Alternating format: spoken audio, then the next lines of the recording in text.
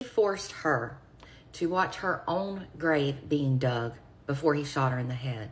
This story is evil and unbelievable. 36-year-old Tony Charbonneau of Missouri is accused of kidnapping his ex-girlfriend. The two of them are pictured here. Now, his current girlfriend, who is pictured here, is 40-year-old Brandy Luffy, and they put Amy in a manual wheelchair and bound her hands and feet to it with ratchet straps. Brandy and Tony then got together some shovels and a tarp, a pickaxe, and a gun that they loaded in Tony's vehicle, and they then threw Amy in the back seat while she was still tied down in the wheelchair. They then drove to a wooded area, and they got Amy out of the car, and they brought her to a wooded hill, which is where Tony buried her grave while she watched. This is pure evil, and I can't even imagine the fear that she was feeling. Once the grave was dug, he then took her out of the wheelchair and shot her in the head, and he spent the rest of the day burying her. He covered the grave with large rocks and tree limbs.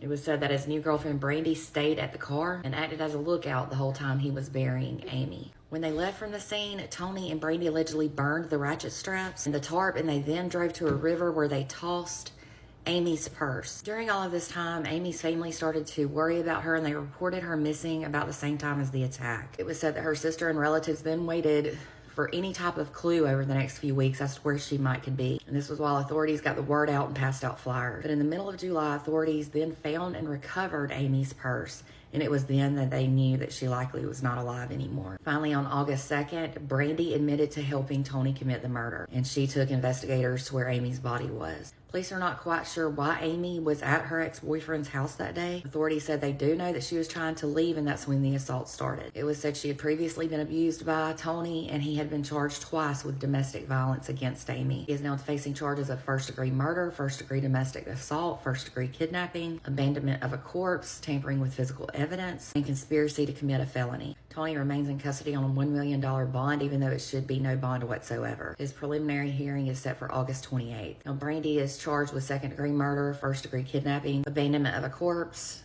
tampering with physical evidence, and conspiracy to commit a felony. She also appears in jail on a $1 million cash-only bond, and she is actually going to go to court for a bond reduction hearing tomorrow on August 13th.